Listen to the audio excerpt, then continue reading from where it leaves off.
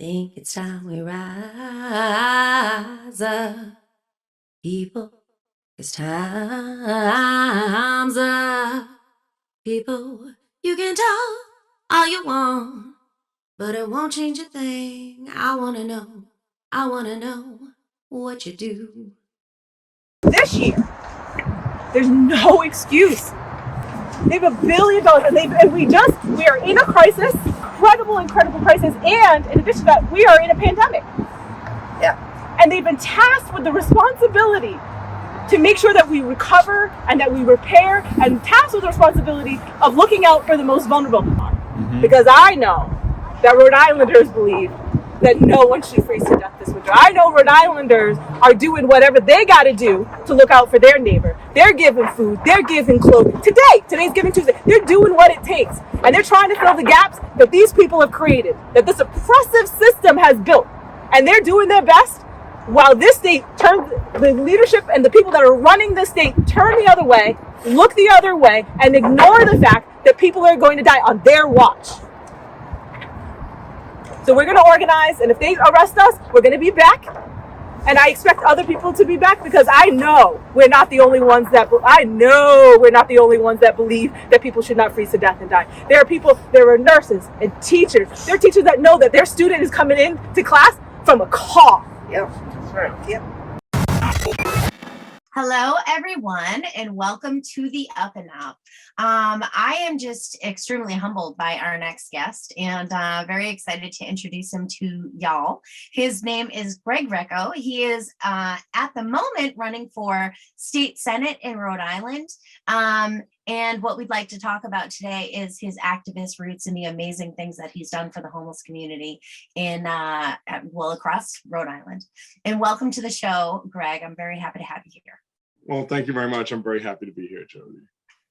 Awesome. I think probably, the best way to start out would be for you to introduce yourself a little bit to our audience. Could you just kind of give us a little introduction to Greg? Sure. So my name is Greco. I'm running for state senate, as Jody Newell said.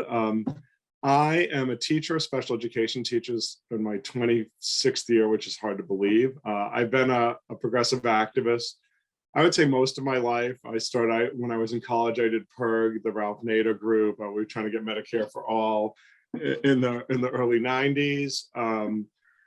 Something that I put a lot of heart and soul in is I worked for Wolfpack, and we were able in Rhode Island to get the state legislature to pass something calling for Article 5 convention to overturn Citizens United, because I believe that money in politics is the most insidious thing that is happening and preventing real progress from being made on behalf of working people. And then I got involved in a campaign for my state senator, Cynthia Mendez, who is just a really inspirational figure. And Cynthia has decided since that she's going to run for lieutenant governor.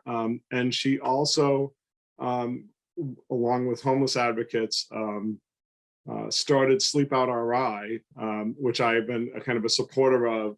And I just want to say I'm running not by myself as a progressive, but we are running 50 strong in Rhode Island to overtake the state legislature. And Cynthia's running with Matt Brown, who's running for governor. So Matt Brown and Cynthia Mendez for governor and lieutenant governor, and 50 people running for state legislatures and city council seats, to make sure that Rhode Island is finally being represented by the people and for the people. So it's an exciting time to be in Rhode Island. I've been waiting for this progressive kind of insurgent movement, and we're getting going. And and I think that what happens Sleep Out RI shows what is possible when people are responsive to the needs of the citizens and not powerful corporate interests. I just hold that for a minute, because I think people who've been watching my show for a little while know about my involvement in Wolfpack. 5 years volunteered with them and was on the leadership, national leadership. I have stepped back, but I support them 100%. And I want to kind of go back just a little bit, just for a second, if you could, because to me, what it sounds like is, that sounds like it was it was the beginning of where you really started getting active. Am I correct in that? Or like, your involvement with Wolfpack, was that kind of, did that serve as kind of a catalyst for what's happening now? I mean, now you're running for state senate, how would you characterize it? 100%. Yeah. I mean, I've been an activist, for a long time, but I think, being involved with Wolfpack, going to the state house as much as we did, and I was part of a 4-person leadership team and with a couple other kind of important figures, and we really became very close. And I think we've continued with our activism. Several people worked at Wolfpack have branched out and run for office. I know a couple in Massachusetts have, and then one of my very close friends who was one of the 2 lead organizers, Justin Royas, is running for city council in Providence, and he's like my little brother. And his campaign manager is Josh Aces, who is a national director of Wolfpack, and another really close friend of mine. So, and I think we forged this bond, and we saw what was possible when people fight for what is right, and have other people see that. And I will say, though, even though we're so proud of what we did in passing that resolution, I think that the people who passed it thought that would be sufficient in terms of their ability to, in terms of curbing money in politics, as opposed to really taking the spirit of that resolution to heart, because too many of those people are still taking lots of money from corporations, from PACs, and still the entrenched special interests have way too much power in Rhode Island. Yeah, I hear you. I think what really appeals to me and what really inspires me about that is kind of the way that once you find your niche to get into politics, what is the thing that you really want to put your passion in? And I often tell the story about, coming to Wolfpack and it being like, okay, there's so many things, but what am I going to narrow it down to? What is the fundamental thing that I need to address? Which, with real progressives is the same way, the monetary system. I mean, it's very fundamental to the way that we look at politics and we look at what's possible, right? But the thing is getting in there, getting your activist kind of bona fides or whatever. I never know how to pronounce that word, so we're just going to go with it. Anyway, right? Something. Bona fides is what I say. Bona fides. I don't know if it's right, but that's how I pronounce it. But the idea is just like you said, you kind of get a taste of what is possible if you really put in the work. And, a lot of people come together and strategize, organize, mobilize. And, it's just amazing to get that kind of taste. And it makes you want to go further and say, okay, well, how else can I help? What else can we do? We've talked about the idea of activist versus, candidate, and then kind of merging the things, right? Because it's all important, right? You just kind of find the way that is most useful for you in that time. What I really want to discuss tonight, what I'm just over the moon excited about, is the action that you took that you saw direct results from, right? And so let me just tell you a little bit. I think this is really interesting when I looked into the situation that had happened with, this is the Coalition To End Homelessness, right? And I started looking into it, and I guess it depends on what kind of search words you put in, because the news that I found, so there was one that was from December 13th, and it was talking about how there had been dozens of people camping out on the statehouse lawn, or on the front steps or whatever it is. So there had been dozens of people at that point. So this is the reporting saying there had been dozens of people, and they were talking about Senator Mendez, right, Yep. who's now running for lieutenant governor, and Brown, who is now running for governor, right? And those people getting involved, and they're, I would assume, semi-high profile candidates and things like that. I said, and they're saying that there are going to be hundreds of tents out here, and now, and this is after 4 weeks of everybody sleeping out. So in this article, they're talking about, it's been 4 weeks that dozens of people have been sleeping out on the, at the State House. And then they're talking about now there are going to be hundreds of people, right? Then what's really interesting about it is the next article I found was on the 16th, December 16th, just 3 days later. But the article that I found, this is from a national, news, USA or something like that. national publication. And their article talks about how the governor is doing all these wonderful things, and it doesn't say a damn thing about people sleeping out on the state house or any of these kind of things. The whole thing is, oh, this is what the governor's doing. All of the quotes are from the governor and kind of all these things. And first of all, I guess I should say, tell me what you did. Well, I want to emphasize that I did not do anything. We as a movement did something. So I think that's very important. Don't sell yourself short though. Okay, so what the movement did is Cynthia was the primary kind of conduit. So she was working hand in hand with homeless activists and advocates to make sure that the Rhode Island got $1.13 billion in ARPA money, which homeless activists have been talking about since we got it in March, preparing for this winter and making sure that we were prepared and spent the money in order to make sure that our most vulnerable citizens were not sleeping outside in freezing temperatures. And Rhode Island is the only democratically controlled state in the entire country that had not spent one penny of its ARPA money up through November and December.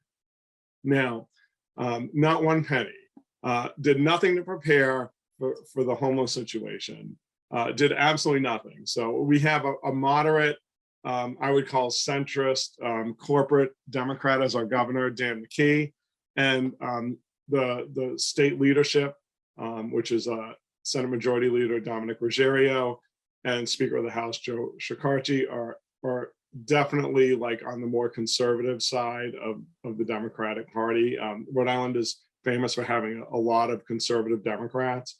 So we had not spent any of the money. And I think as time went on and the frustration and urgency was coming from unhoused advocates and unhoused people, I think we decided, what time was to do something. So Cynthia Mendes coordinated with unhoused advocates and unhoused people to make sure that the voices of the people were going to be heard. So she started with 6 people. I was not one of those 6 people, but 6 people slept outside on the first night. Now I did bring them, it's funny. I was like, I'm going to wake up the next morning. I'm going to bring them donuts and coffee, and I'm going to be so original. And I did that. And then I was like, there were like hundreds of donuts and a ton of coffee. So I think all of us who couldn't do it on the first night felt guilty about not being able to do it. So I was like, oh, this is that. But I kept on doing it. And the third time I did it, there was very little. I think there was nothing there. So I did it like every other day. And I think, we had some amazing activists who coordinated all this, made sure we got all the supplies. And then on the 13th, I think it was the 13th, on the Monday, we did have a huge sleep out. We had speeches. Every night there was a vigil at 5 p.m. That Cynthia and Nitin Paul, who's a doctor in Woonsocket, who saw kind of the pain of the homeless community, and he decided to be one of the major activists. And of course, Cynthia and Matt Brown. And then also there were, amazing leaders for unhoused people who were there fighting, as well as unhoused people. And it just got bigger and bigger and bigger and more and more powerful. And then magically, 3 days after this huge sleep out where 100 people slept, and I was one of those 100 people. It was not comfortable. It's hard marble. It's hard marble, and it was not pleasant. But Cynthia, some people, cynical people, were saying that, oh, this is just an act. I'm telling you, I saw Cynthia. This is not an act. She put herself through a lot, and so did everyone else who was there night in and night out. But when we made that, we did get a lot of publicity. Cynthia did get a lot of publicity from progressive outlets across the country. She got interviewed by Ryan Grimm at The Hill. She got interviewed by Mehdi Hassan on his Peacock show. She got interviewed, by TYT. I think Adrian Lawrence was the one who interviewed her for TYT, which is probably near and dear to my heart. Obviously, that's where Wolfpack comes from. So she did get a lot of national attention, but she put herself through a lot. and so did a lot of other people in that situation. And then McKee had already agreed on November 3rd that he was going to give some money for unhoused people. But I think what happened was, I think we were waiting to see what happened with that, and what happened with that was inertia, right? So we took action when we realized that these promises weren't coming to fruition in the way they needed to, and because it was already December when we decided. I think it was November 30th when we started, and like the winters in Rhode Island are cold. Like, it's really cold. It's like 20 degrees. I'm like, we were tired of waiting, right? Like, what is he waiting for? $1.13 billion of ARPA money not spent. So, magically he found between November 30th and I think December 17th, when it was the last day, he had found 400 beds that he was going to implement, in a short amount of time with a short amount of turnover. We were ambitious. We wanted to solve this crisis forever. I'm not going to lie, and I think that is exactly what Cynthia is going to do. Cynthia and other advocates at the statehouse, they're looking to make sure that we fix this problem, not just for next year, but forever. But obviously we have to work with a leadership who's going to fight us tooth and nail, to be perfectly honest. And they're gonna give lip service, and they're going to do the bare minimum to not make themselves look bad, but they're not going to address the crisis unless we force them to.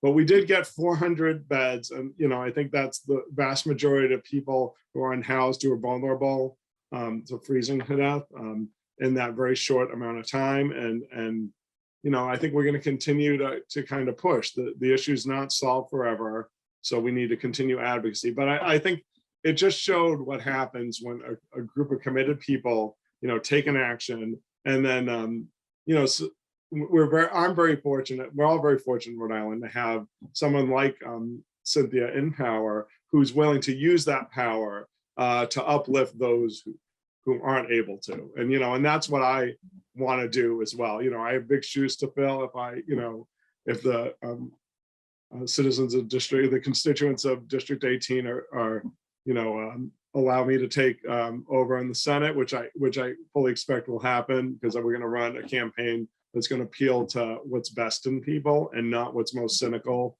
So, but so that's the story, and that and again, it was I was a part of that story, but the story was there were other people who were who played incredibly pivotal roles, and the activists and Cynthia and Matt and Nathan really stood out and fought for what is right. And it just shows direct action does work. Making people in power uncomfortable does work. Shining a light on injustice does work. And it did work 2 years ago. I'm in the second crop of co-op candidates, but Cynthia was part of the first crop. And so Cynthia decided to run. I had no idea who she was. I met her at a Bernie rally in Rhode Island, and I'm like, oh, she's running against my senator who I've never talked to, despite being an activist in the community. I'm like, I've been looking to find someone to run against this guy. And then I was like, oh, okay. And I kind of like what this group's about.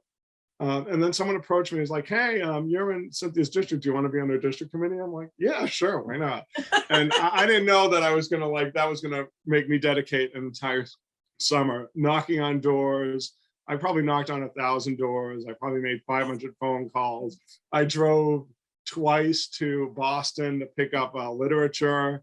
And in the meantime, I really forged a really close rapport and relationship with Cynthia. And to make a long story short, so she is a working mom, worked 2 jobs, never thought about being in politics before, right? Never thought about it at all.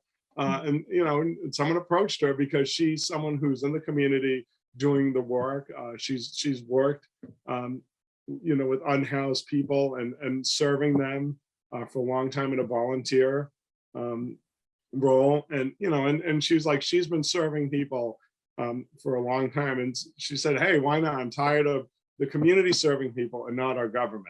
So she ran. and she went up against a corporate lawyer who was the finance chair, Senator Billy Conley, and we won 62 to 38. 62. And there was another young woman, you know, a Black queer activist who was upset because the senator in her district, who'd been there for 30 years, was against codifying Roe v. Wade in Rhode Island. And she ran against him, Senator Tiara Mack, and she won 59-41. And we won 8 races in the state house.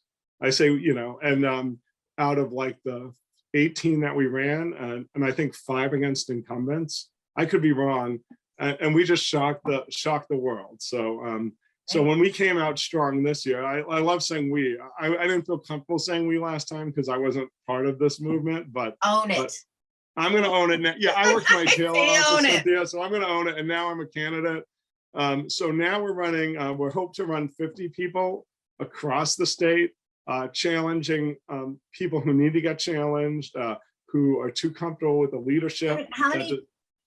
How many seats are there total? If you're running 50, how many seats are there? Well, there's 38 in the Senate and 75 in the House. We have more people running in the Senate than the House. We really made a lot of ground in the Senate. We have 5 people who were part of the co-op last time who won, and I think we have like 15 candidates this time so far, and we're looking for more candidates as well. And I think a lot of people are in that process. So in addition to, I think probably around, aside from those 5, probably about 6 or 7 pretty strong progressives who I think would be able to move on a different leadership if they felt like there was enough power. Part of the problem is that the Senate majority leader and the Speaker of the House yield incredible power. They basically determine every single piece of legislation that gets through. And if you do not vote the way they want you to vote, there are consequences. They take away committee assignments. They punish people. So there's a lot of people who toe the line because if they don't, then they lose access to power. But I think what the co-op, and I'm running for this, I think what we want to do is I want to break that. I want to break the chains there. You know what I mean? I think Cynthia showed a blueprint of someone who was bold, who was unapologetic. She fought hard for what she believed. She did not apologize. She did not vote the way leadership wanted. And she showed a ferocity, and several others did too. And I think the reason she was able to do that is because we did have a group of people who came together into the Senate. And I look forward to being part of a government that walks the law. Multiracial democracy is coming to Rhode Island. Wonderful. And I always enjoy, I don't know how much you like them or not, but I always enjoy watching Senator Whitehouse's whiteboard. Oh yeah. No, I enjoy that. I mean, I think honestly, like he spends, I mean, I get it's the dark money is important, right? But I want all the money gone, right? Like get it out. Right, we don't need any of it. We don't need any of it. Right. We need public, it's dark money's still money, right? You can still spend limited amount. But again, it's better than nothing. I endorse that legislation. But if I had a magic wand, I would get rid of all corporate PACs, get rid of them all. So. Well, I'm with you. Thank you so much for coming on. Thank you. And I hope that we can follow up with you throughout your campaign. I would love to do that. And I'd love to have Justin on as well. And I just think it's amazing what y'all are doing. And thank you so much. Thank you so much from somebody who has been not very far from living on the street myself with my children and things like that. I just think, I know what it's like to feel like nobody cares. So thank you. You're very welcome. All right. Cool. All right. And thank you everyone for watching. Do you have any last words actually? Let me throw that out there. Any plugs? Where can people donate money? It's easy to get discouraged. It's easy to see this as hopeless, but there is hope. And I hope Rhode Island's motto is hope. And I think that we have a chance of doing something that the rest of the country can replicate. So I am hopeful, and I hope that you guys all pay attention, because there's something exciting happening in the littlest state in this union. So. Wonderful. Wonderful. Thank you. And where can people find you? Let me know. I want to make sure we get that out there. Anybody wants to volunteer, support financially, like however people can help you out. So the best thing you can do is follow me on social media. I actually have 2 social Twitter accounts. It's Gregory Greco RI, Okay. at Gregory Greco RI, and at Team Greg RI. And then there's also Facebook. There's also Gregory Greco for ROI and Team Greg. And I will say, I don't know if you know this, but as a public school teacher, I teach in Massachusetts actually, but as a public school teacher in Massachusetts, so I'm not allowed to ask for money personally or to receive money personally. So that's why there's 2 accounts. Can I ask for money for you? Anyone else besides me can ask for money. So Listen, candidates, especially grassroots candidates, need support from the people, and not just people in their district, people who support their policies and things like that all around the state and whatnot. So I would appreciate it. Personally, Greg is not asking. I am asking if you can support, please do. thank you very much, Jody. Appreciate it. And if you enjoyed this episode, please support us. We are a grassroots organization. And so Patreon // Real Progressives. If you can support us, please do. And we will try to keep informing you of what's going on around this country in progressive ways and whatnot. All right. Thank you for watching. Have a great day, y'all.